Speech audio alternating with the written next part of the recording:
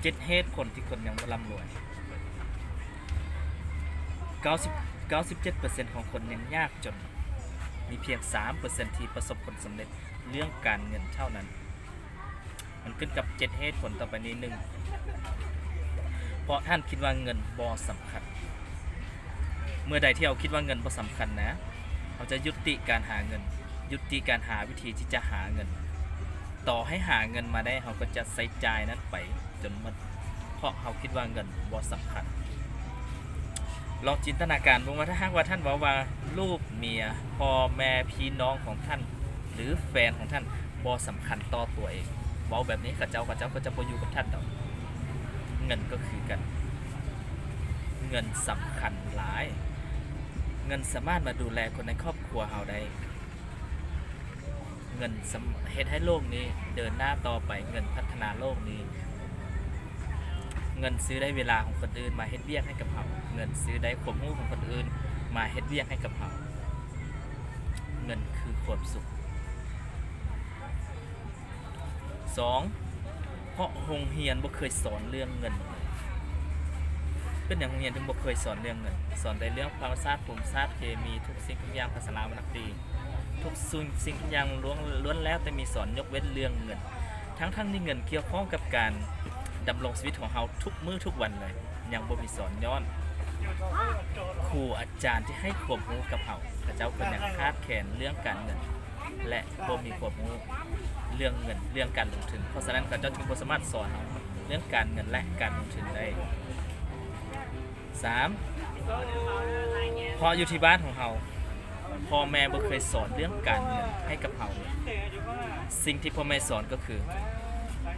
เรียนให้เก่งหาเวียกดีๆให้ได้เงินดีๆเท่านั้นเองนั่นก็ยังเป็นธาตุของเงินอยู่ดีเพราะฉะนั้นเราจึงบ่มีความรู้เรื่องเงินติดตัวมา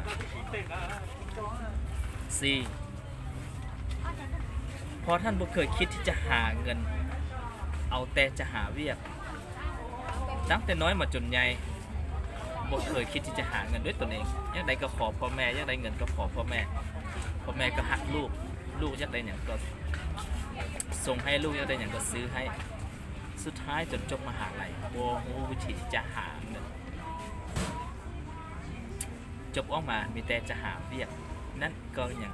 ไล่ตามเงินอยู่ดี 5. เพราะท่านเบิ่งสังคมคนรวยในด้านลบท่านเคยตัดสินคนรวยเพราะว่าคนรวยบ่มีความสุขเห็นบ่ท่านเคยตัดสินว่าคนรวยเป็นคนบ่ดีคนรวยเฮ็ดธุรกิจผิดกฎหมาย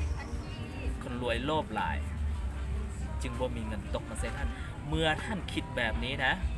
คิดในด้านคนรวยไปด้านลบด้านที่สิ่งที่ท่านรังเกียจท่านก็จะบ่มีทางที่จะเป็นสิ่งนั้นได้เพราะเฮาบ่มักคนรวยเฮาย่านเฮาสิเป็นคนรวยแล้วเฮาก็สิโลภเฮาก็สิเฮ็ดแบบคนรวยเพราะมุมมองในการเบิ่งคนรวยของเราไปในด้านลบๆเขาจะบ่มีทางเป็นในสิ่งที่เขารังเกียจแน่นอนเพราะท่านเข้าสังคมเกินไปท่านบ่เคยปฏิเสธคนอื่นไปตามสังคมไปตามหมู่เพื่อนไปตามทุกสิ่งทุกอย่างเห็นหมู่เพื่อนได้อย่างก็อยากได้เห็นหมู่เพื่อนซื้ออย่างก็อยากซื้อเห็นเพื่อนมีอย่างก็อยากมีเห็นหมู่เพื่อนเฮ็ดอย่างก็อยากเฮ็ดเห็นหมู่เพื่อนสู้อยากก็อยากสู้เห็นบ่เคยปฏิเสธคนอื่นซื้อของที่ว่าตัวเองบ่จำเป็นเพื่อประทับใจผู้อื่นเท่านั้นท่านจึงบ่มีทางรวยได้คนรวยเป็นใน 3% เขาจะคิดและเฮ็ดในสิ่งที่แตกต่างจากคนอื่น 7. เพราะท่านคาดความรับผิดชอบเรื่องการเงินในอนาคตของท่านบ่เคยคิดที่จะวางแผนเรื่องการใช้จ่ายเงินบ่เคยคิดที่จะมีวินัยในการเก็บเงินบ่เคยคิดที่จะลงทุน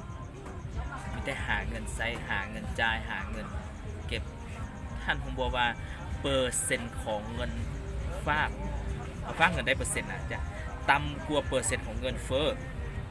ซ้ำนั้นเท่านั้นเก็บออมเลยฝากไว้ในธนาคารโดยที่บ่นำไปลงทุนการลงทุนเป็นการเพิ่มความรู้เรื่องการลงทุนเรื่องการเงินให้กับเขานะต่อให้เขาล้มเหลว เล็กๆน้อยๆตอนเริ่มต้นก็อย่างนั้นก็อยากเป็นการลงทุนอ้าวขอบใจ